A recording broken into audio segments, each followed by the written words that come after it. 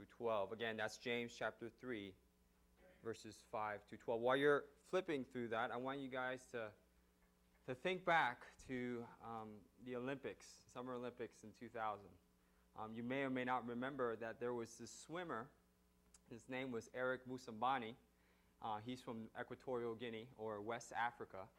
And he entered into the 100-meter freestyle race as the wild card entry for his country. He was in a heat where there were two other wild card entries vying for one spot to get into the competition. Once the horn blew, both of the racers beside Musambani jumped in, and they found out that they had defaulted. So Eric Musambani was the only swimmer.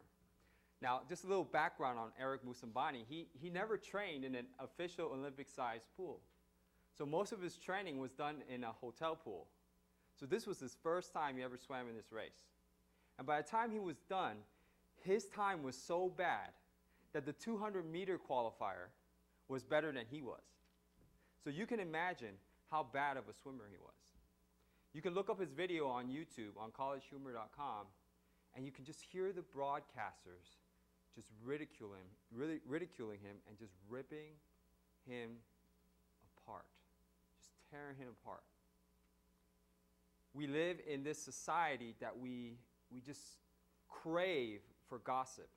You know, TMZ, you know, such a popular website now and news agency that just looks for the juicy gossip of every celebrity you can ever think of. And could you imagine if it got to us, right? Just defame us too and demean us so badly, just with the power of words. You look with me in this chapter, in this paragraph, starting with verse 5, and we'll read through this together. Starting with verse 5. So also the tongue is a small part of the body, and yet it boasts of great things. See how great a forest is set aflame by such a small fire. Verse 6. And the tongue is a fire, the very world of iniquity. The tongue is set among our members as that which defiles the entire body, and sets on fire the course of our life, and is set on fire by hell. For every species of beasts and birds and reptiles and creatures of the sea is tamed and has been tamed by the human race. But no one can tame the tongue. It is a restless evil and full of deadly poison.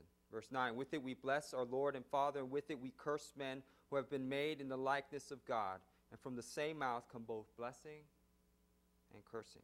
My brothers, these things ought not to be this way. Verse 11, does a fountain send out from the same opening both fresh and bitter water? Verse 12, can a fig tree, my brothers, produce olives, or a vine produce figs? Nor can salt water produce fresh.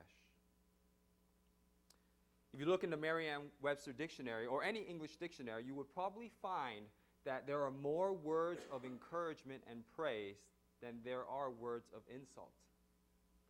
But believe it or not, our vernacular, the way we speak, seems to edify the latter. We seem to use more words of ridicule and slander than we do use words of praise. James, the author of this book, I'm going to do a quick bio blast and kind of understand who James is and what he's doing here. James is the half-brother of Jesus, and he had many nicknames. One of them was James the Just, and tradition has it that he was also called Camel Knees because he was on his knees so much praying that his knees would be calloused and scarred. It makes any skater look bad or any volleyball player who wear pads. James was just on his knees daily in prayer. And if you look from chapter 1 to chapter 5, there is not a single verse that does not point to the mouth. In James chapter 1, verse 19, to the end, you see that James is encouraging the audience, the diaspora, the Jews who are outside of Jerusalem, who have been spread out, to speak with caution. In James chapter 2, you can go to verse 12. He is asking them to speak with great care. In chapter 3, I don't want to expound on it too much, but he does encourage us to speak with great conviction. And in chapter 4, he encourages us to speak with great compassion. not to judge one another, but to speak with love and compassion. In chapter 5, he asks us to pray with one another, right? That requires us to use our mouth on behalf of our brothers, those who are sick. He asks us to speak with Christ-mindedness. So you can tell that James focused throughout the book of James. You could make a point that it's on the mouth and how we use our tongue. In the context of chapter 3 is from a teacher to a student. And we see a book in the Old Testament written in such a way. The book of Proverbs is written from a teacher to a student, or a father to a son. So many of you might be fathers, many of you might be teachers. So you can imagine the types of people James is speaking to, or the type of people he's speaking to. This is my encouragement to you, that you use your tongue in such a way that it exercises maturity in worship to God. This is what he's trying to encourage the maturing diaspora, that you are to use your tongue in such a way that it exercises maturity in worship to God. How? Starting with verse 5. So also the tongue is a small part of the body, and yet it boasts of great things. The idea of influence kind of creeps up out of this passage. Continue reading. See how great a forest is set aflame by such a small fire. Verse 6, and the tongue is a fire, the very world of iniquity. The tongue is set among our members as that which defiles the entire body, and sets on fire the course of our life, and is set on fire by hell. The idea of boasting here is not one of boasting of self. He's not talking about egotism. He's talking about boasting of great things, such as truth. A teacher would teach a student something that's truthful. So if you are to boast, you are to boast of great things. How do we know that? Well, we see that James always writes here, in this passage specifically, something that the tongue is supposed to be, and then contrast that with something that the tongue is not supposed to do. Look at the idea here. The idea of the tongue is set on fire, the very world of iniquity. The idea here, the Greek word cosmos, is your tongue is just full and of evil. I mean, you can go to John 3:16, and you guys know this passage by heart. For God so loved the world that he gave his only begotten Son, that whosoever believes in him shall not perish but have everlasting life. The idea of world there is encompassing God's love. You see the opposition, the contrasting element there, that our tongue seems to oppose what God wants to do in our very lives. I remember when my youngest girl, when she started walking, she was 14 months old, and I used to hold her hand, just slowly walking from room to room. And she would dance on my shoes. I would put her on my feet and just dance with her. It was just a wonderful moment. And I was waiting until she said those very words, right, her very first word. And I was trying to embrace that moment. And one day I was holding on to her, and she said those words, finally. She said, Dada. Oh, it hit me. Oh, it was such a wonderful feeling. I remember just running all across the house. Hey, Joanna, it's my wife. She said Dada. It was amazing. I mean, I went on MySpace. I posted on my MySpace. I went on Facebook. I told everybody on Facebook. I called my mom, my dad, my grandparents.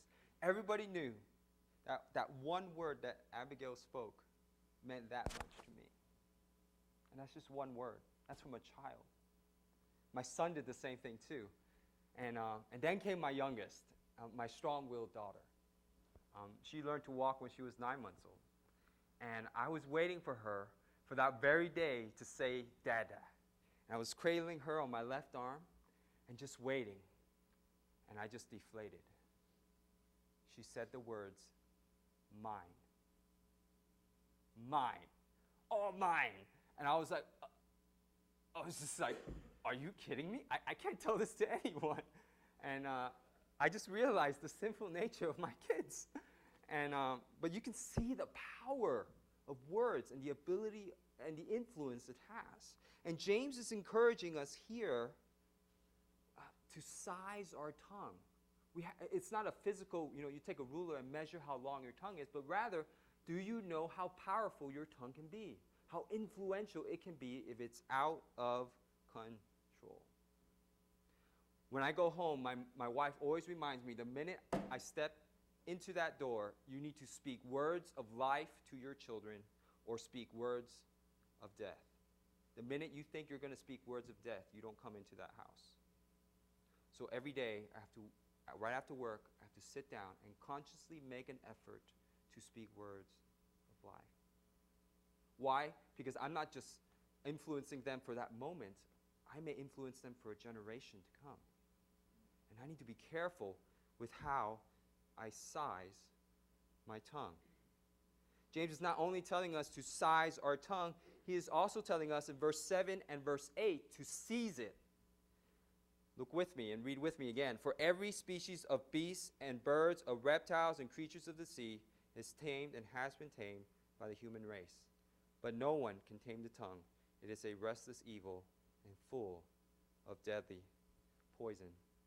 You have the ability to tame animals with your tongue, right? You just go to the zoo, you can see all these tamed animals, right? It's not just talking about your, cat and dog, but it's talking about, lions, tigers, and bears. Oh my, right? It's that whole idea that we can use our tongue under control. We can domesticate animals. We can control it, and God gave us that ability to do so. But what is the contrast? What is the evil that can come from your tongue? Look at verse 8. It is a restless evil and full of deadly poison. Now remember, in verse 6, it's talking about your tongue being full or set on fire by hell. So you have an anti-trinity of description here, right? It's set on fire by hell, it's a restless evil, and it's full of deadly poison. Completely antithetical to who Christ is. Okay. The idea of hell in verse 6 is explained by the Greek word Gehenna. It's this very same word that Jesus accused the Pharisees in Matthew 23 of being sons of hell. Your tongue has the ability to lead someone to unbelief, to spiritual death. That's the idea of judgment. Not only that, it is a restless evil and full of deadly poison. The word deadly there is the word thanataru, where we get the word Thanos or Thanatos, death. It can also cause physical death. And I'm going to push a little further here. If you look at the word poison, okay, poison, scientists have come out that there's two types of poison. There's venom, and then there's poison. Like venom, some of you may, know how snakes work. They have fangs, and if they bite you, they're able to inject venom into you, right? But it's not on their skin. If you look at the poison dart frog and the poison ivy, you see the poison on the skin, right? Ivy doesn't move; it's just still. So if you touch it, you get the poison that's on the skin. The idea is with the snake, the venom is offensive, right? He has to eat, and somehow he has to try to paralyze its prey so he can engulf it. I mean, he could eat a whole rabbit whole or a rat whole. It's the idea that that poison can be offensive, but poison can also be, for a poison ivy, it can also be defensive. How many times you guys go home and your wife says, hey, this and this wasn't done, and immediately you lash out in anger because I didn't do that, you made me do it. And we act out in a defensive way. See, our tongue can be both offensively poisonous and defensively poisonous. Psalms 143 says this: violent evildoers make their tongues as sharp as serpents. The poison of vipers is on their lips. There's this incredible guy. He's a pastor. He's been married for 50 years. He has 13 children. He's a graduate of West Point Military Academy. Graduated from Bob Jones University. Has 54 grandchildren. Man, what a great guy, right? He just happens to be Fred Phelps. He's pastor of Westboro Baptist Church. Some of you may or may not know him. He has created a website called GodHatesFags.com. He's also sponsored another website called JewsKilledJesus.com. And the worst of the worst, he sponsored a third website called Priest Hates Boys.